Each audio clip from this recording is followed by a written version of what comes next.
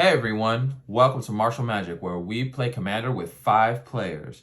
This is made possible by our local game store and sponsor Command Zone Games and Hobbies. You can check them out over at TCG Player. We also want to remind you to like and share this video so that all your friends can also be a part of the magic. Now sit back and watch the fireworks.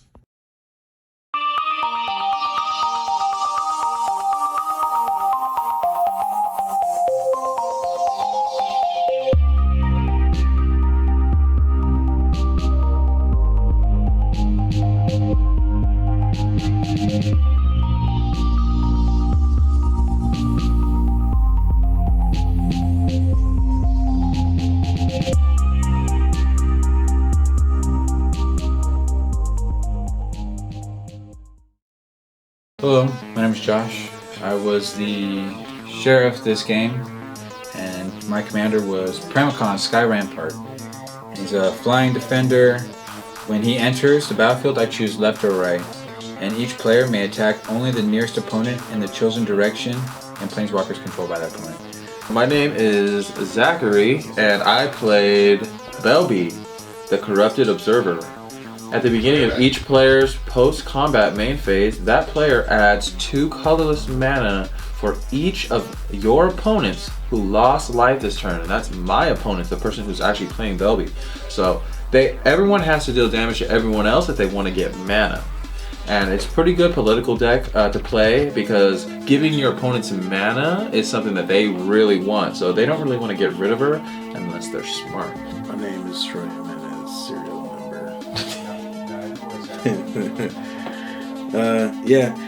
Today I played Queen Marchesa and decided to play a casual knight tribal deck.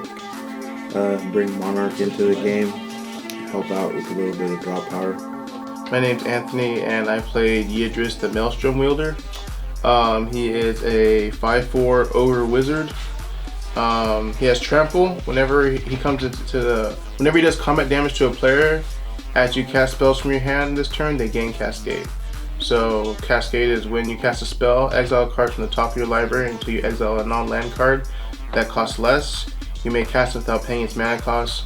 Put the exiled cards on the bottom of your library in a random order.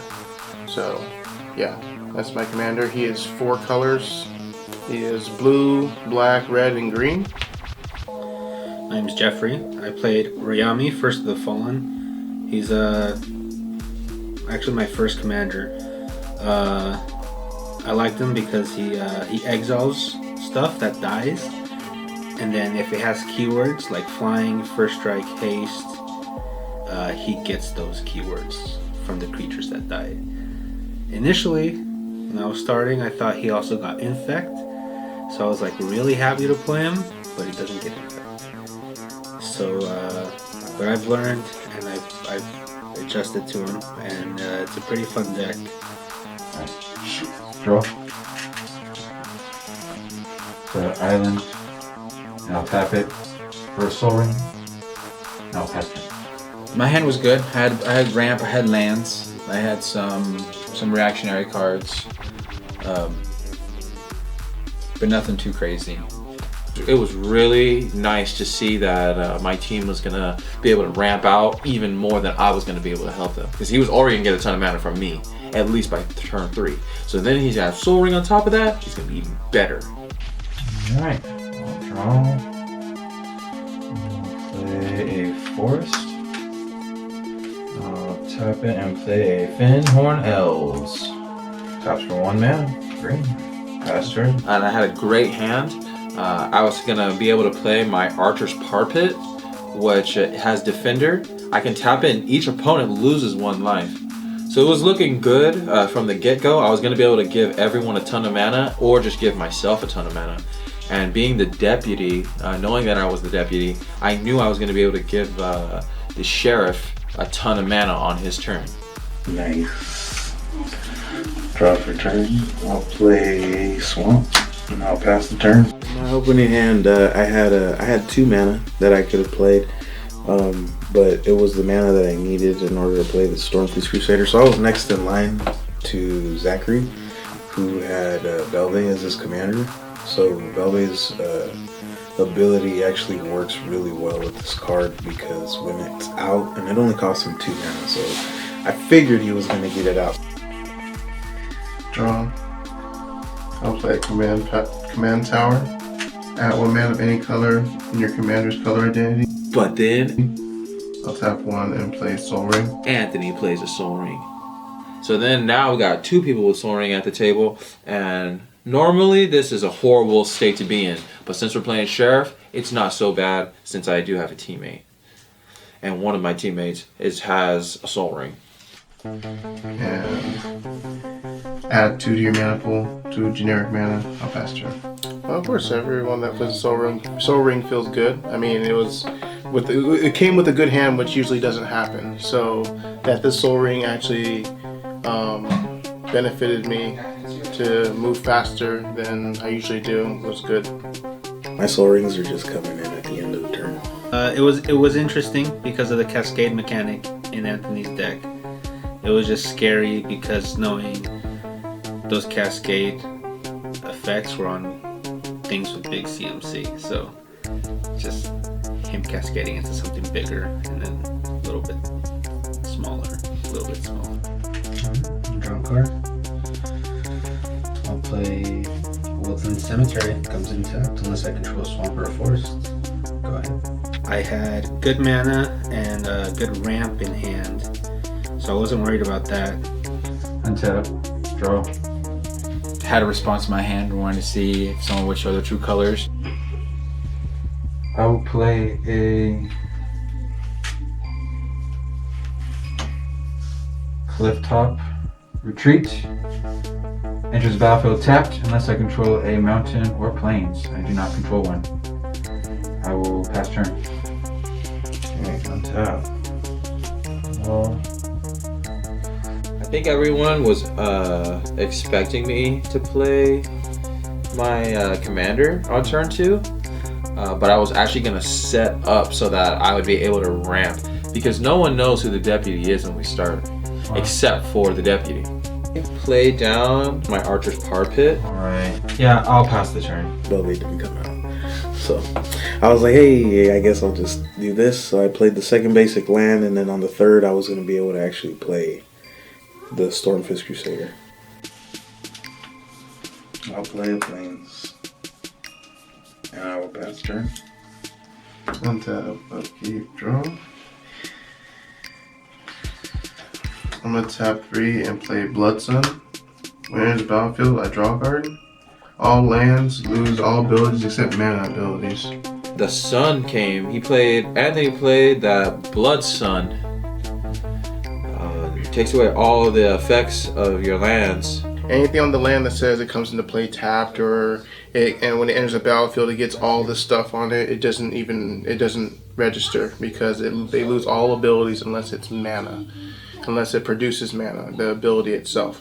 So it's a way for me to play these lands, which is what I played next, which is Rakdos Carnarium. It allows me to play these lands without having to have them come into the battlefield tapped or return a land to my hand in the process of playing it. So that Blood Sun was a problem. And I'm gonna play Rakdos Carnarium untapped. And pass turn. Draw.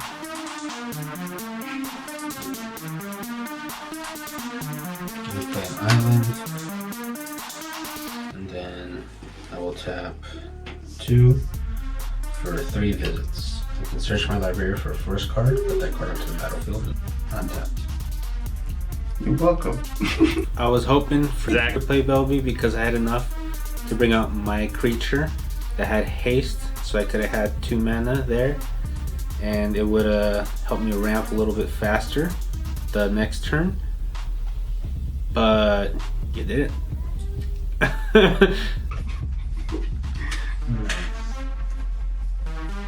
Alright, cool. And then I will pass my turn. But if the card says tapped, well, put it into the battlefield. Right? Yeah, that's why. Yeah, makes sense. But it's a tap. Untap, upkeep, draw. I'll play an island. I'll tap 4 for heat. Hedron Archive. Tap it for 2 mana, and I tap 2 to tap it, sacrifice Hedron Archive, draw 2 cards. And so I had this card Disperse in my hand, where I return a target non-land permanent to its owner's hand. And I was going to return that Blood Sun, but I wanted to see what this turn would bring. I will then pass my turn. I'll untap. Draw.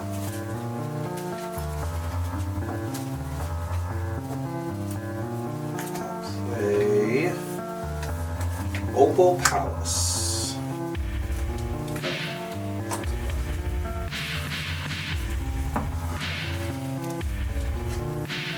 I thought that was going to take my Opal Palace effect away, but Opal Palace actually reads add 1 mana of any color to your commander's color identity. If you spend this mana to cast your commander, it enters the battlefield with a number of additional 1/1 counters equal to the number of times it's been cast from the command zone this game. So since it's a mana ability, the Blood Sun actually doesn't stop it from happening. I can actually use this ability with Blood Sun and it will actually work. But at the time, I didn't realize that. So I really didn't want to play my Belbe out just yet, even though I had planned on playing it. I was going to wait another turn.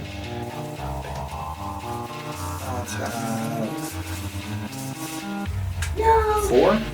And I'll play Syndicate Enforcer. Or it's a 3/2.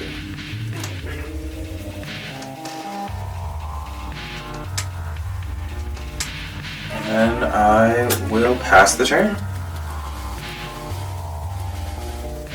Draw. I'll play a Smoldering Marsh. I wanted to see what someone else would play. I wanted to see if someone would bring out a spicy permanent. I'm gonna tap 2, and I'm gonna play Stormfist Crusader. Stormfist Crusader deals 1 damage to all the players. This was an oversight. But the great part was that I didn't play my Belbe, so he wasn't getting all the mana this turn. He was gonna get it the next turn if I played my commander. So it was cool to see that he was setting up to get that mana. But yeah, we all were able to draw a card off of that, so that was great. That was actually a great card. I really like that. I wish I could play that in my Belbe deck, but it has red. So. It's a Human Knight with Menace. At the beginning of my upkeep, each player draws a card and loses 1 life. I'm gonna pass turn.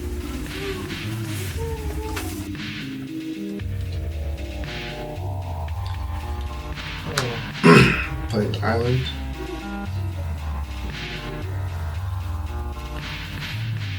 I knew that Anthony was a bandit because he wanted the opportunity to attack me. He always wanted to have that opportunity. So I knew right away that he was not my ally. I'll tap 6 and play Boarding Party. It has Haste and Cascade. 6/3. Every time I see this pirate card that has Cascade, I shiver in my boots because I don't like this card.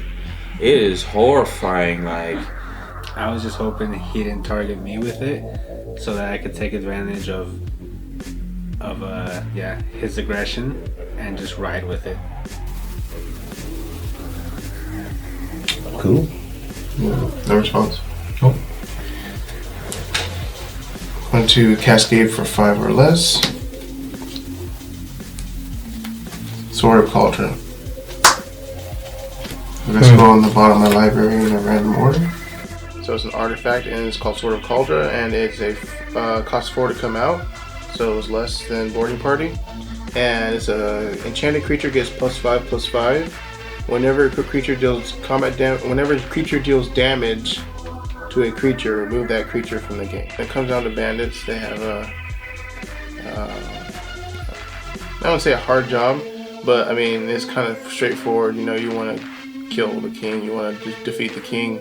So the idea is you want to move as fast as you can to do that because everyone else is on their own mission on what they want to do. since it did have haste, I knew that he was going to have to reveal himself in this moment. Since I was the deputy, I knew he can't be the deputy, I'm the deputy. So he's gonna have to either reveal himself or waste that haste. Joshua, I'm gonna attack you for 6. I knew what he was, but it was nice for him to finally show everybody else what he was. Yeah, I tap 2. Disperse. Return it back to your hand. Return target non-land permanent to its owner's hand. I knew you weren't my ally to begin with. Faster. Tap. Keep. Draw. I was wondering what was gonna happen when he casted it again. Like I kind of was a little concerned, like he could cascade again with that thing, and just do it all over again next turn. Gonna tap 2, black and blue for a Grimog Swiftwing. Rayami wasn't doing much. The Rayami deck wasn't doing much. He played a little bat. That's about it. So 1/2 flying for strike and haste. And then I'm gonna tap another 2, a green and a black for Bonds of Mortality. When it enters the battlefield, draw a card. And then creatures, I could pay a green, and creatures my opponent's control lose hexproof and indestructible until end of turn. Go ahead. Or untap. Keep draw. Play an island. 2, 4, 6. I'm gonna play Echo of Aeons. Each player is gonna shuffle their hand and graveyard, enter your library, and then you're gonna draw 7 cards. This is my graveyard. Oh yeah, little faith, my sheriff came in clutch. And he did a nice little will, which actually helped me, because I had nothing. I had nothing to play with my mana that I was gonna create. I drew into a bunch of other cards that I couldn't really play because all of them cost double black. But it was okay because at least I still had some, you know, some other cards I could cast if I wanted to, rather than just having lands in my hand. You each draw 7.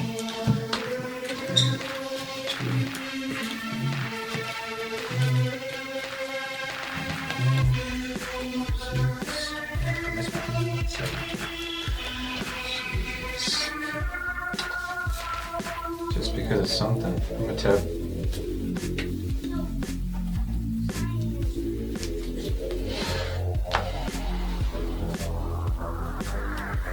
Tap 2 and play Bucks. I have no maximum hand size. Tap it, add a colorless to my mana pool. And I will pass turn.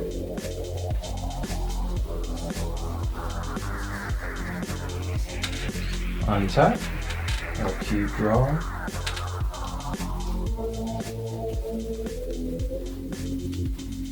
I will play a swamp. I believe Opal Palace is not really affected by this. Yeah, it's fine. It produces mana with the other ability, so it's good. If it didn't produce mana, then it wouldn't work. I had nothing to play with my mana that I was going to create. So I'm going to play my commander Belbe, Corrupted Observer, and at the beginning of each player's post-combat main phase, that player adds 2 colorless for each opponent who has lost life this turn. Hey guys, just a quick reminder, we do have a Patreon and we do have a Twitter. We also have an Instagram, so go ahead and go check those out.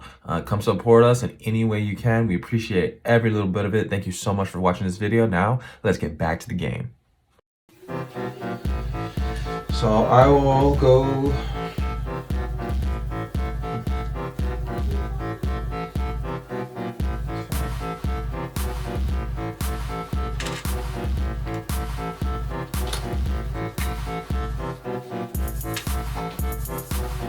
I'll pass the turn.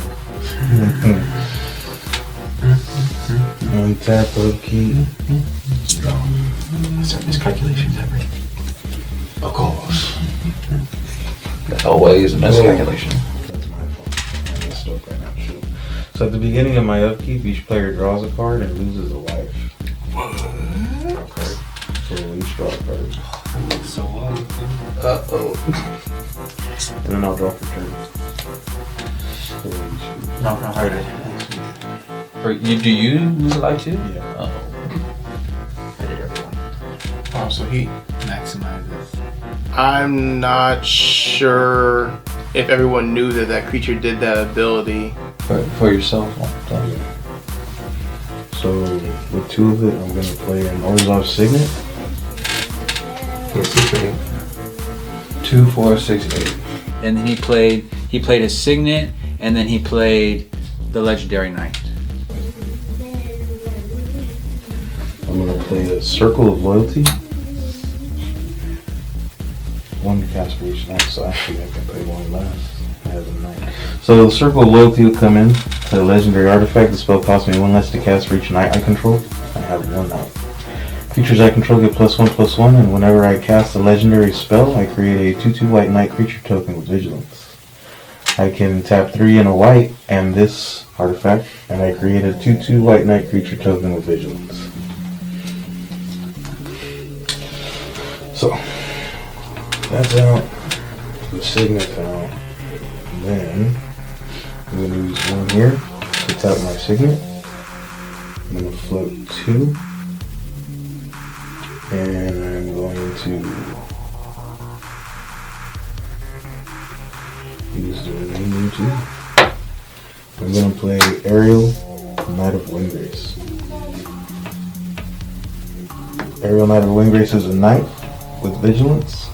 Could tap 2 and a white and her create a 2/2 white knight creature token with vigilance. I could tap a black and then tap however many untapped knights I control and destroy target creature with power of how many knights I control, more or less, that I tapped. So she's going to come in, and whenever I cast a legendary spell, I create a 2/2 white knight creature token with vigilance. She is a legendary spell. Yes, sir. So I'll make a 2/2 white knight.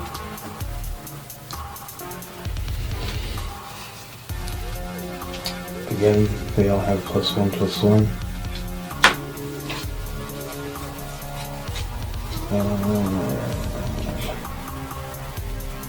Yep, that's gonna be it. That'll be my turn. It worked really well for him. He was able to play stuff that he would not have been able to play had Belbe not been on the field. So I got a good little board presence after that. I was able to do something. The thing is, I was a bandit, so because of what this deck does, I can't attack freely because it's so much damage. untap. Gotta keep drawing. I'm gonna play Jungle Hollow untapped. So it just enters the battlefield untapped and it produces a black or a green. Let's see here.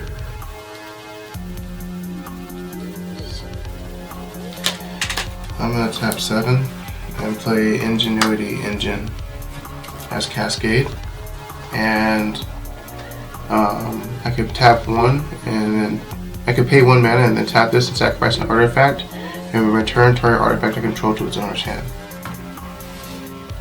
I control to my hand, so okay. And then I'm gonna Cascade for 6 or less. Here we go. Here we go. We're gonna do this. We better get something quick.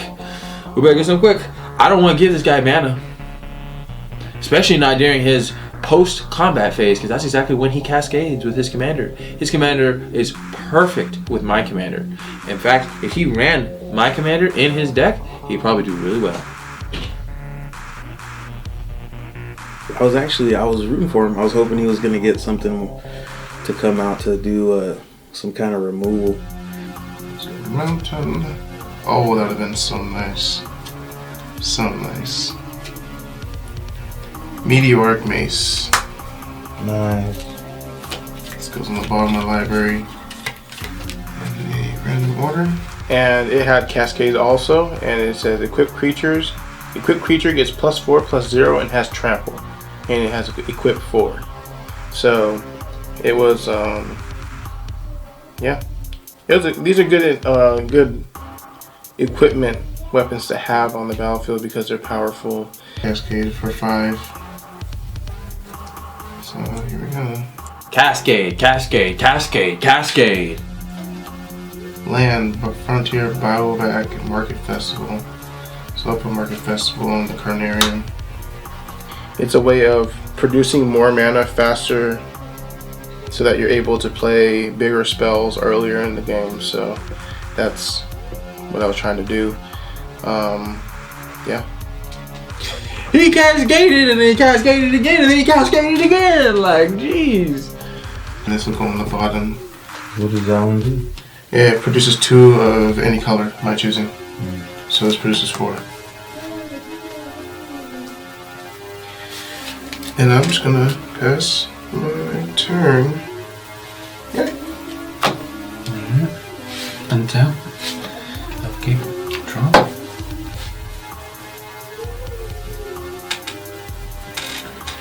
Play an Inkmoth Nexus. Can't do anything. I'm gonna tap it for a Soul Ring. I'm gonna tap It's not easier. Island and a Soul Ring for a Tribute Mage. I'm gonna search my library for a 2 CMC artifact. Put it into my hand. I played to the Tribute Mage for the Signet, and then I had left 2 mana open for a counterspell. I will tap 2 to cast Arcane Signet. I'm gonna untap, upkeep, draw. I'm gonna play Undo Sky Ruins, comes in untapped. I'm gonna tap 2 for a Talisman of Progress. I can tap it for a colorless mana, or I can tap it for a white or blue, and if I do, I lose a life. Yeah. Alright. So I'm gonna tap 2. I'm gonna play Pili Pola. He has flying. And I tap 2 and I untap him, and I add 1 mana of any color to my mana pool. Pila Pala. That's a great card. Hopefully Grand Architect's coming next. Cause all the time Pila Pala's just there, don't do nothing. Artifact removal, any type of removal, so you know, it's great to see it, but hopefully Grand Architect's coming next. So I'm gonna tap 2, and I'll play Soulfire Grandmaster. She has lifelink. Instants and sorcery spells I control have lifelink. And I tap 4, and the next instant or sorcery I cast from my hand this turn next time I cast an instant or sorcery spell from my hand this turn, put that card into my hand instead of my graveyard as it resolves.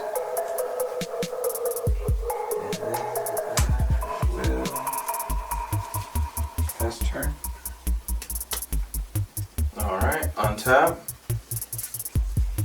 Draw. I will play a swamp. And I was worried when Troy got like 8 mana. I was a little bit worried about that. It being a creature deck and him being able to just kind of like completely just run me over with a ton of knights. I know the possibility of that deck is really high. But I had good insurance knowing that my sheriff was going to be able to direct the flow of battle. So if I was really in a pinch, he could help me out and change it so that I wouldn't be able to be attacked. So it was good, it was great, and it was awesome.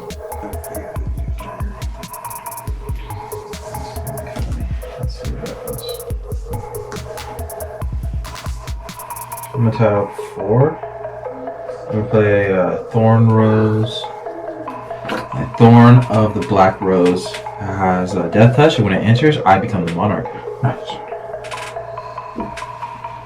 And pass the turn. Doesn't touch a high On your end step, sir. You tripping. You draw a card.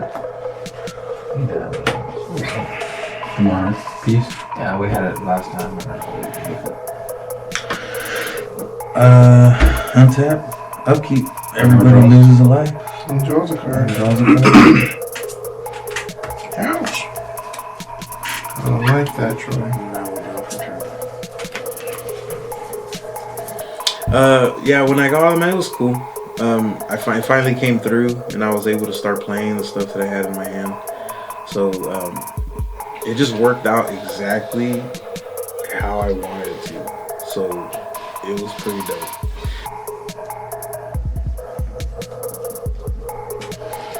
Move for 2. 34. I'll play my commander. No, you are the monarch. Queen Marchesa. You took it. So I cast my commander. She has death touch haste. When she enters the battlefield, I become the monarch. At the beginning of my upkeep, if an opponent has monarch, I put a 1/1 black assassin creature token with death touch and haste onto the battlefield. She is a legendary creature that I cast, so Circle of Loyalty will trigger. And I will get another 2/2 Vigilance Knight.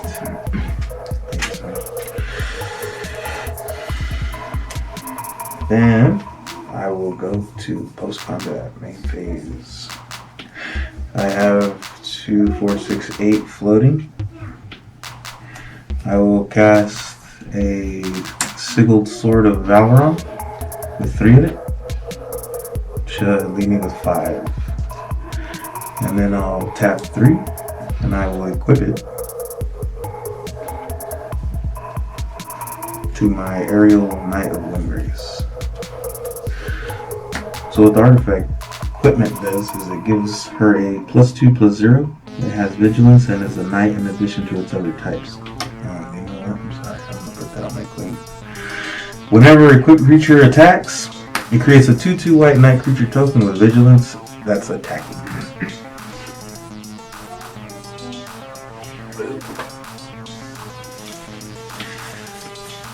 So now she's a knight. And I think I'm gonna have some Mana Fizzle, if I'm not mistaken. Roy had his Battlefield Forge untapped. Waste that haste. I will what? Pass the turn. Sword. Oh. Not mace.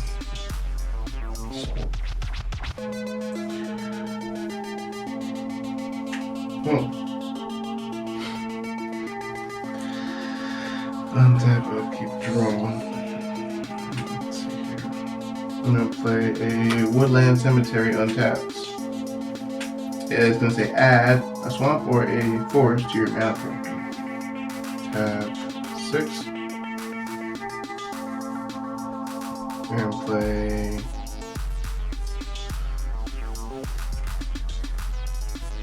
Aurora Phoenix. It has flying cascade for 6. So I'm gonna look for something that's 5 or less. Cascade. And whenever you cast a spell with Cascade, return Aurora Phoenix from your graveyard to your hand. It's a 5/3. So I'm going to Cascade for 5 or less. Oh, Ember Cleave, Apex Devastator, Savage Vent Maw, Opal Palace, Swiftwater Cliffs, Mind's Desire, Mountain, Maelstrom Colossus, Demir Aqueduct, Forceful Denial. Almost can't do that now. Gate fails. It goes. You put the exile cards onto the bottom of your library in random order. So you have a choice of casting or not casting the Cascade spell that you have whenever you do it. So if it doesn't make sense to cast it, you can just put it on the bottom of the library instead of actually casting the spell. So it makes more sense that way because it's a counter spell. I didn't want to counter my own spell, so I just put it on the bottom. I think that's just going to go back on the bottom. Yeah. Random order. Okay, and then I'm going to tap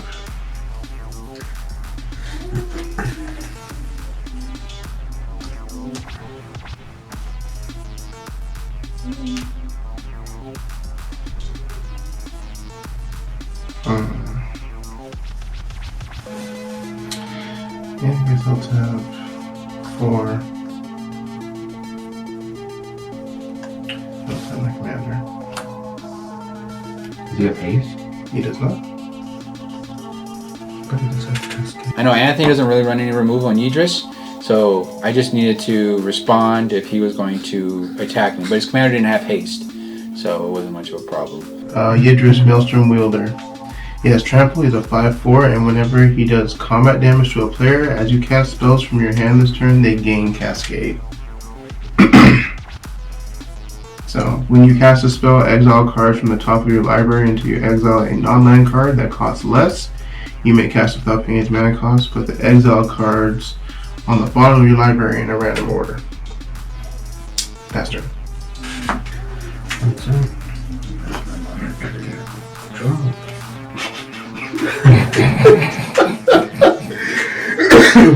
You didn't have the crown, that's why. 4 for my commander, Rayami.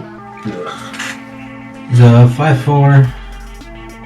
If a non-token creature would die, exile that creature with a blood counter instead. He gets keywords such as flying, first strike, double strike, death touch, haste, hexproof, indestructible, lifelink, menace, protection, reach, trample, and vigilance. Don't forget stupid. He gets stupid. Not too expensive. So here. It Yeah, drops. no, I'm gonna. $30.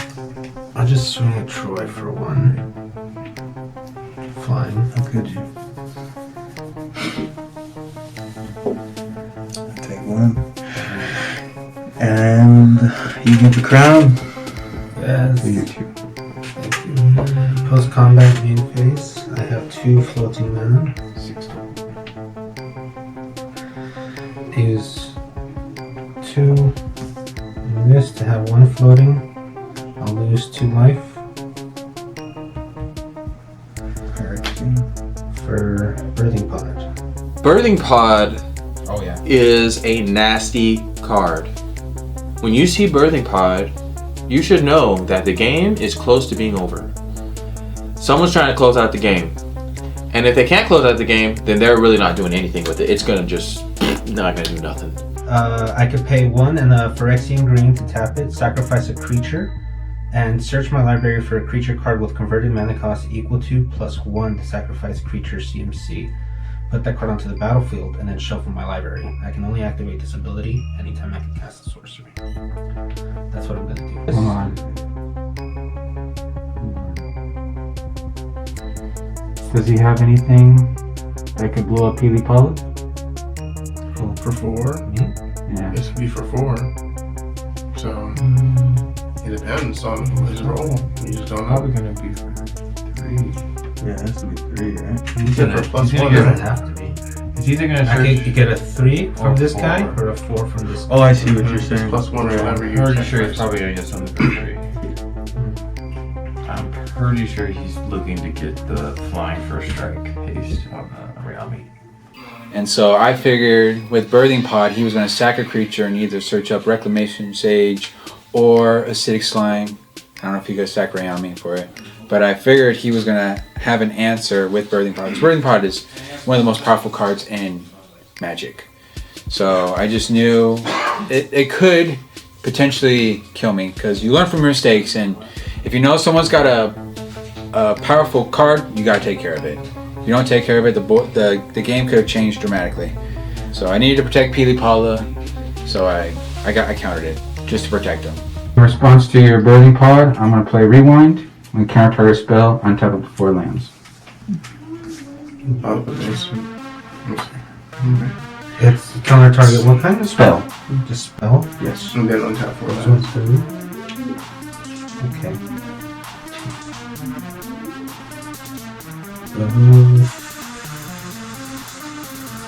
Like normally, you're not gonna just do nothing with it. So getting countered in this instance, I think was probably the best thing because something could have got removed. He was gonna search his deck for anything, and he had actually already searched his deck twice. So I think it's a good thing to stop him from searching a 3rd time, even though there probably wasn't anything really bad coming from it. The possibility was still there. I'll tap 1, 2, and I'll use this one for the Great Sable Stag. Can't be countered, and protection from blue and black. Nice. I'm the Monarch, so I'll draw a card. And then I'll pass my turn. Untap. Upkeep. Draw. Play an island. Alright Josh, before you play anything, you got a ton of mana at your disposal. After counting Birthing Pod and seeing that everybody was tapped except for Troy had his Battlefield Forge untapped, I was pretty confident knowing that the game was over. Okay. I will attack my Pilipala. Anthony, no flying, right? Yeah, I'm fine. You flying? Mm-hmm. No flying. Okay, I'll attack you so I can get that monarch thing. So I'll use 2. So I guess I have 8 mana. I'll use 2 of it. No, yeah. Yeah, 2, 4, 6, 8. Okay. I'll use 2 of it to untap, so I have 6 free floating. I will use 1 of it, so I have 5. And oh, I meant to use that. I guess I'll just use the blue from that. I'm untapping it, and this and a blue, and I'll play Grand Architect. Other blue creatures I control get +1/+1. I tap a blue. Target artifact creature becomes blue until end of turn. Tap an untapped blue creature I control. Add 2 mana to my mana pool. Spin this only to cast artifact spells or activate the abilities of artifacts. Grand Architect, great one to see when Pia Paula's already out.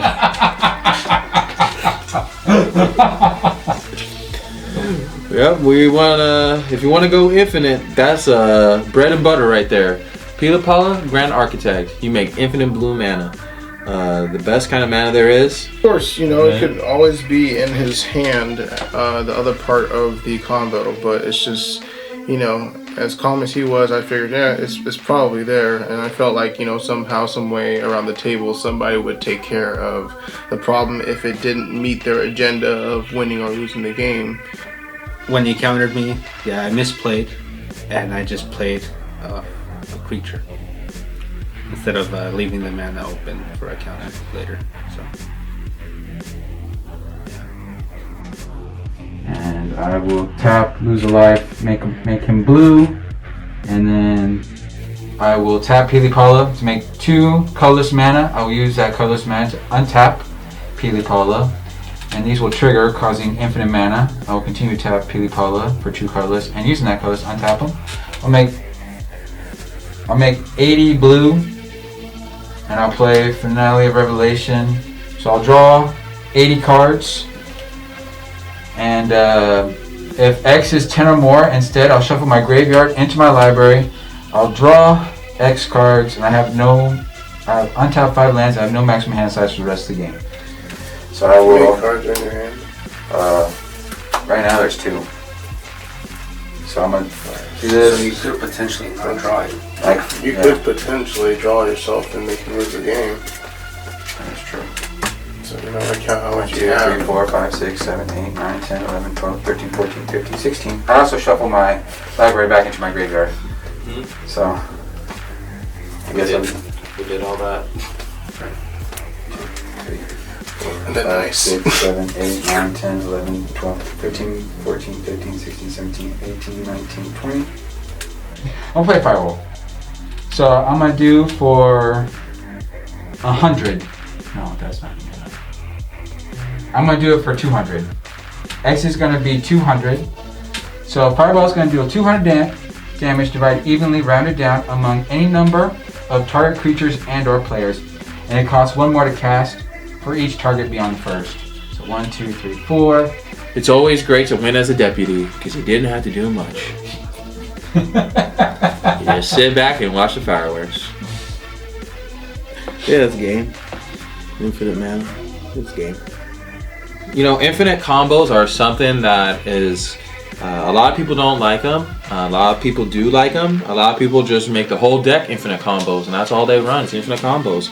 But I personally believe that every commander deck needs at least 1 infinite combo, just so that you could have that little knife in your boot, something to help you close out a game completely when you're locked down, and you just need to be able to have that 1 infinite combo. Sadly, that deck is completely infinite combos. So. Overall, what did you think about your deck in this game? It worked really well. It worked way better than I expected it to at the time. So this was this is probably a good reason why the game ended quickly, because next turn would have been a lot worse. Just for a good reason that happened. So. Oh, it did great. She did exactly what she does. Play at a casual pace. This deck is a face beater. I liked it. It was going pretty smooth, like for what I wanted it to do. And it was just a couple of misplays on my part, just some decisions and assumptions that because some stuff went through before me that I was like, oh, this is way less dangerous. So if that went through, mine will go through. And no, like it was being saved. That's what you like to see. You like to see people playing their cards. You like to see people going off. And that's exactly what happened. People playing the cards, people cascading, people bringing out knights. Rayami did come out and he was doing stump stuff. So, you know, and at the end of the day, a fireball, classic way to win. It's a good old classic fireball for you. It was fast. Belbe definitely sped up the game, which I approve. Definitely allowed us to play more of our spells. I think Sheriff is a fun game format. Of course, the important part about it is that people remember their roles. Sheriff's a good format. It's fun. It's complicated, really political. So gets you talking, thinking. It's my favorite format. It's fair magic. Anybody can win with any deck, regardless of the price. I played mostly basic lands.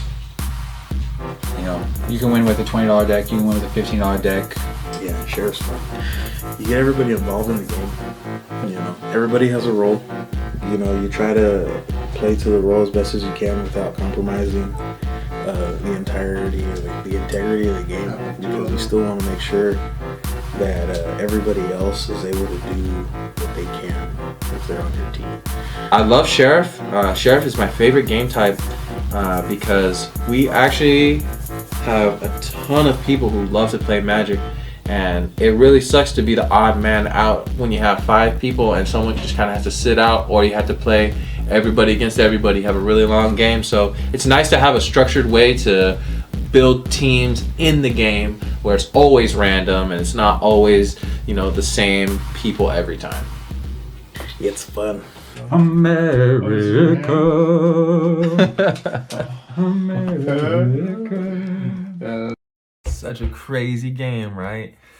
So make sure you like, make sure you comment, and make sure that you subscribe to us. We also have a Twitter and an Instagram. We also have started our Patreon. So go ahead and sign up for our Patreon if you'd like to be entered in to win one of these awesome decks.